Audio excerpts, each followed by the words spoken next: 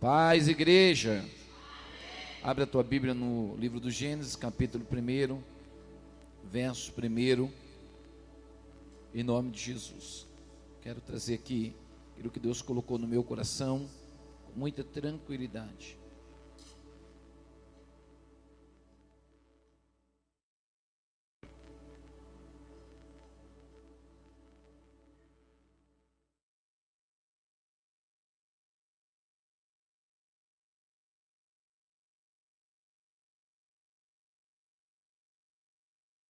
Aleluia. Diga para alguém: Deus tem poder.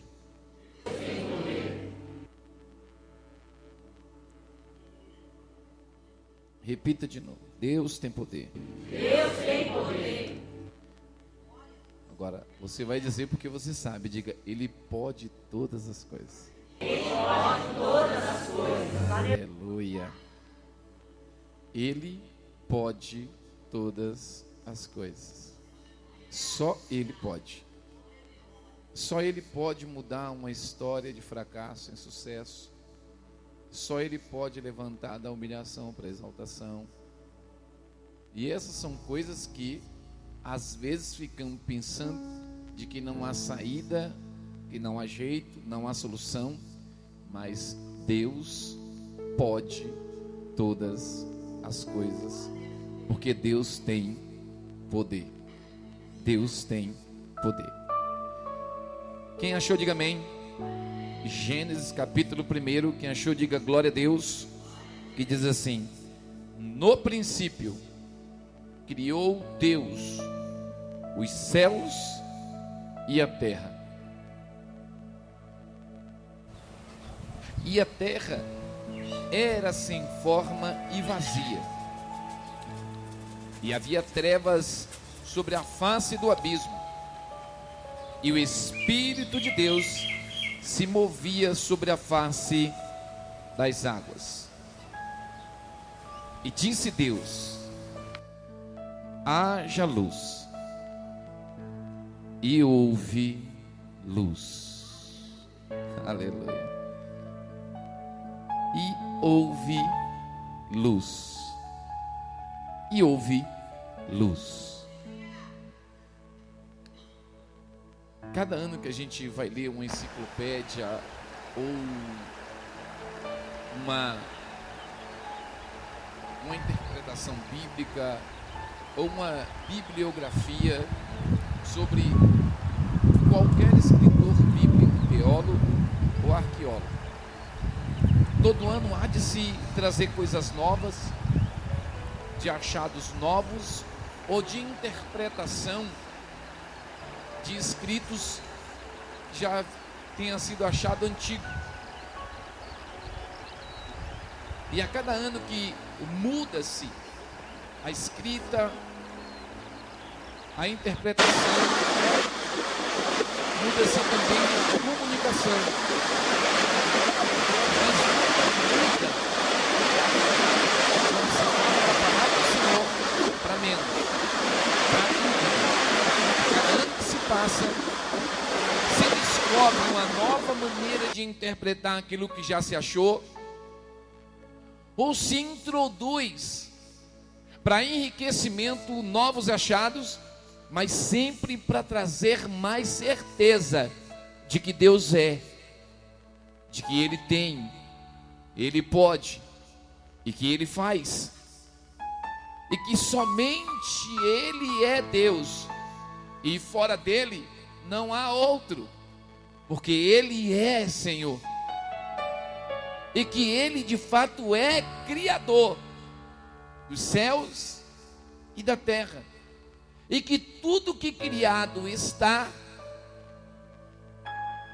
e que tudo que existe só existe por meio dele, porque dele e para ele. Nada existe ao acaso ou por si só. Nada existe pela própria capacidade ou força, mas tudo que existe, existe pela soberania do poder, da força e da majestade do nosso Deus eterno. E que no início quando escreve os Hebreus, e em hebraico a tradução de Deus diz: no princípio criou Elohim, ou Elohá, os céus e a terra. E no versículo 2 vai dizer: e a terra era sem forma e vazia. Quando no princípio criou Deus os céus, no Salmos 33 afirma que pelo fôlego de sua boca foram criados os céus e os seus exércitos. E no Gênesis vai dizer: e no princípio Elohim criou céus e terra. Qual o princípio? O princípio em que aquilo que não existia passou a existir. Olha como ele é poderoso. Só podemos dar forma a coisas que já existem. Ele não. Ele traz à existência aquilo que nem sequer poderia se pensar em existir. E ele apenas diz: que haja, e houve; que venha, e vem; que apareça, e aparece. Ele determina, e a sua determinação é obedecida. Ele diz, e algo tem que acontecer. Então o escritor diz: no princípio. E esse princípio não é o de Deus, mas o princípio em que começou-se a entender de que as coisas começaram a existir, porque Ele é existente de eternidade em eternidade. Pastor, eu não estou entendendo. Não se preocupe, já já você vai entender. A grandeza de Deus, pela sua existência antes desse princípio, é exatamente a certeza que temos de que um dia, depois de existirmos aqui, encontraremos com Ele no céu de glória, onde Ele criou antes mesmo da terra. Essa é a nossa certeza, e essa certeza só pode ter convicção quando passamos a crer que no plural do nome Elohim, onde no capítulo 1 do Evangelho de João vai dizer que Jesus era o Verbo, e Ele estava com Deus, e no princípio Ele era Deus, e tudo foi feito por Ele, e sem Ele nada do que foi feito se fez, mas tudo que fez está, foi Ele quem deu ordem para que viesse a existência. Isso é a nossa certeza. Por isso que quando Jesus vai dizer: tudo quanto pedi ao meu Pai em meu nome, Ele vos responderá, e eu intercederei junto a Ele, para que Ele, ouvindo as vossas orações em mim e por mim, vos responda. Porque ninguém vem ao Pai se não for por mim. Ninguém vai a Deus sem que antes reconheça a grandeza e a soberania de Jesus.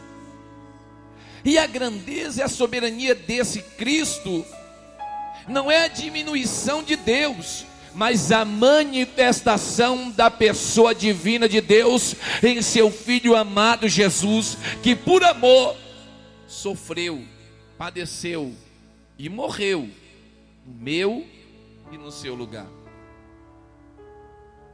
Esse Yahvé, Jeová, Adonai, Jireh, Rafá, não é meu, também não é seu, mas podemos dizer humildemente que Ele é nosso, e que é nosso pela falta de reconhecimento, ou até mesmo de sabedoria e grandeza, mas também de humildade em reconhecer de que somente Ele é o nosso Senhor. Ele é nosso, mas é Senhor. Ele não é nosso no sentido de senhorio, de sujeito, mas Ele é nosso no sentido de grandeza, de majestade, de exaltação. Ele é nosso porque Ele é o nosso dono, porque Ele é o nosso Criador, porque Ele é o nosso Redentor, porque Ele é o nosso Remidor, porque Ele é o nosso socorro, porque Ele é o nosso refúgio, porque Ele é a nossa fortaleza, porque Ele é a sombra do Onipotente. E aqueles que a sombra do Onipotente descansa, oh, aleluia! Ele é nosso, não porque nos pertence, mas porque Ele nos escolheu, e escolheu antes de sermos gerados no ventre de nossa mãe, porque no princípio ainda não existia. E eu fico pensando, às vezes, a gente fica pensando, né? E às vezes eu peço perdão quando eu vou pensar sobre a pessoa de Deus. Eu peço perdão a Ele, porque eu não sei se o meu pensamento vai ser certo ou errado, se o enaltece ou o diminui, se o engrandece ou o humilha. E às vezes eu pensando, quando a Bíblia diz que Paulo vai dizer, e assim como o espelho, que como sou conhecido, também o conhecerei. E aí ele vai dizer a Jeremias que antes que fosse gerado no ventre da tua mãe, eu te conheci. E eu fico pensando, irmã Edna, como é que Deus me conheceu? E esses são os pensamentos que eu peço perdão, e eu não lembro de tê-lo conhecido.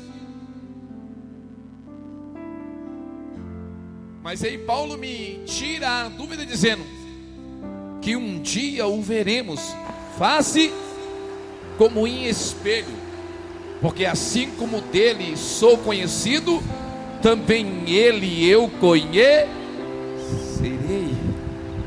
Eu não o vejo hoje, mas tenho certeza que pelos olhos da fé, antes que eu nascesse, Ele já me via, já me conhecia, e continua me vendo e me conhecendo, e aguardando o momento, dizendo: se permanecer crendo de que eu sou Deus, Criador do céu e da terra, um dia tu também irá me ver, e me reconhecer, e saber que não apenas pela fé, mas também que com consciência e certeza que eu continuo sendo, e continuarei sendo, e permanecerei sendo eterno Criador dos céus e da terra para sempre.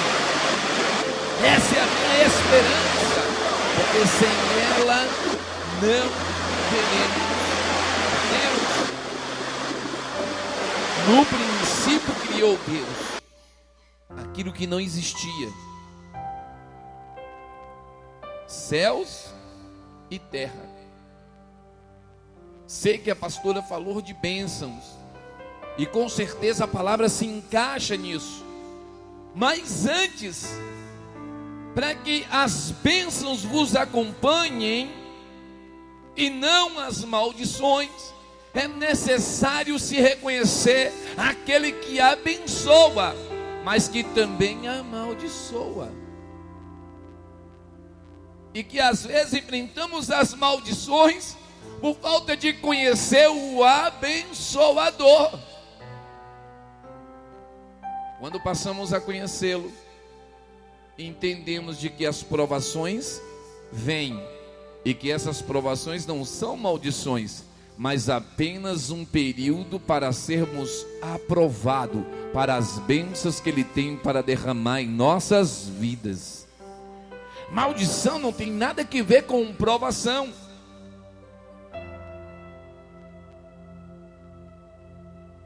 E não vivemos mais nos períodos de maldição. A única maldição que pode acontecer hoje na minha e na sua vida é perdermos a salvação pela blasfêmias ou pelo suicídio.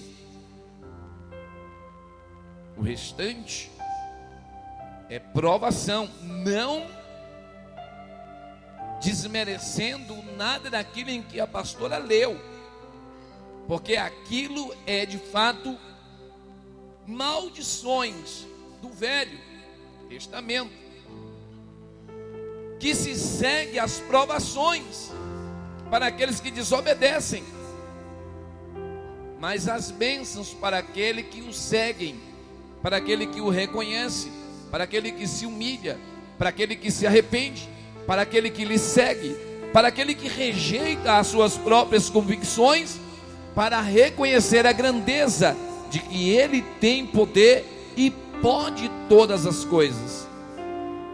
Criou Deus os céus e a terra, trouxe a existência, e após a existência do céu e da terra, o versículo 2 diz: e a terra era sem forma e vazia, e havia trevas sobre a face do abismo, e o Espírito de Deus se movia sobre a face das águas.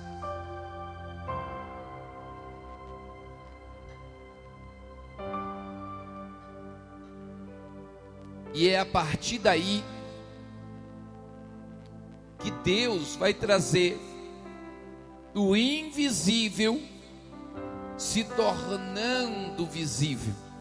Ele vai fazer com que o que não pode ser visto passe a ser não apenas visto, mas sentido, palpável. Está escrito em Colossenses.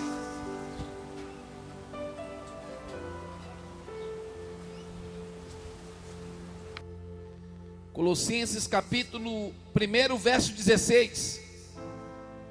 Aqui fala da pessoa de Cristo, mas também fala dessa grandeza que é somente por Ele, e por meio dEle, e para Ele. Por isso eu amo aquele louvor. Para Ele são todas as coisas. Sem Cristo, nada, absolutamente nada na sua vida terá sentido, terá prazer, terá alegria. Nada.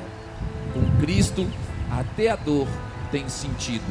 Com Cristo, até o choro tem sentimento. Com Cristo, as provações têm direcionamento. Com Cristo, os vales têm resposta. Com Cristo, os desertos não é um lugar de dor, mas um lugar de ensinamento. Com Cristo, tudo tem sentido. Com Cristo, o silêncio fala. Com Cristo, a humilhação é o sentimento mais profundo de que as mãos de Deus nos colocará em exaltação. Com Cristo, entendemos de que o nosso sentimento é preenchido e não há lacuna ou qualquer resquício de vazio que possa nos fazer sentir falta de nada ou de ninguém nessa face da terra, porque se Cristo estiver sentado, ocupando lugar no nosso sentimento, dentro do nosso coração, nada mais faz sentido. Mas com Cristo, tudo que possa vir, se aproximar, introduzir, participar, passa a existir na sua vida, você passa a entender: nossa, que maravilhoso é começar a viver isso, porque Cristo foi primeiro em mim e no meu coração. Por isso o meu sentimento é feliz, por isso o meu casamento é realizado, por isso os meus negócios têm sentido, por isso os meus projetos acontecem, por isso os meus sonhos é realizado. Por isso eu creio que mesmo que o sol se apague, ao brilho da estrela não apareça, ainda assim sei que o meu caminho permanecerá visível, porque Cristo está sobre mim. Quem tem Cristo não teme as trevas, mas sabe que as trevas terá que desaparecer.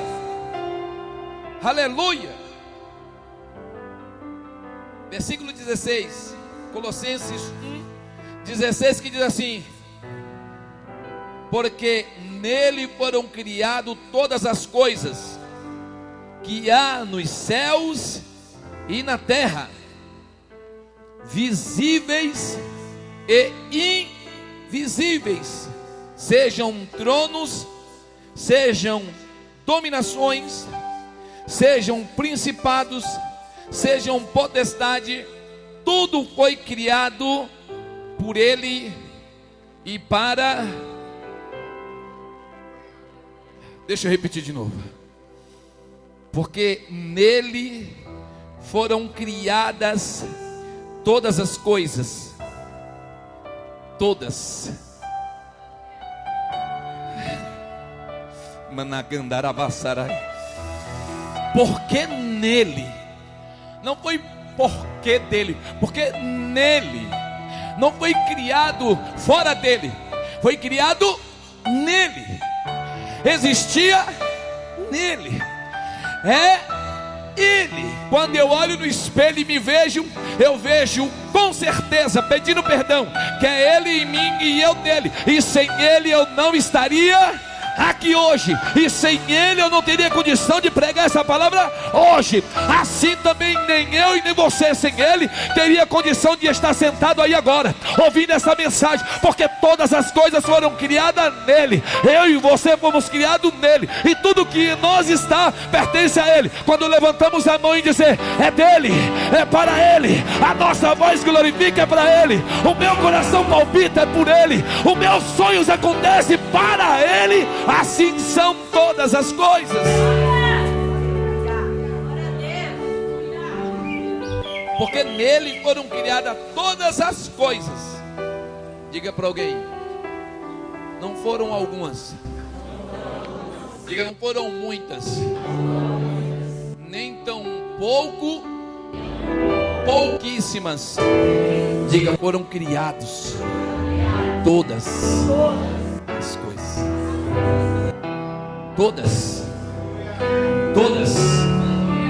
Todas as coisas foram criadas nele. Quando Deus diz no versículo 3: e haja luz, Ele aparece lá porque Ele é o verbo. E aí nele começa a autoridade e autorização, que separe a terra e que separe a água, e que a água produza peixe, porque está nele. É Ele que está autorizando, o Espírito Santo soprando fôlego de vida, e Ele dizendo: haja, e as coisas começam a vir à existência, porque Ele é o Senhor, Criador de todas. Eu sei que poderia estar falando de porta, eu poderia estar falando de prata, eu poderia estar falando de ouro, eu poderia estar falando de grandeza, eu poderia estar falando de exaltação, mas o Espírito Santo impele a dizer no nosso coração, para estarmos falando sobre a soberania, majestade, força, poder, honra, glória do próprio Senhor e Salvador Jesus, porque sem Ele nada, absolutamente nada do que você ganhe, conquiste ou venha a ter, terá sentido sem Ele existir na minha e na sua vida. Não há relacionamento, não há projeto, não há sonho, nada, absolutamente nada sem Ele faz sentido. Eu vou falar assim, vou terminar. Porque nele foram criadas todas as coisas. Todas as coisas que há nos céus.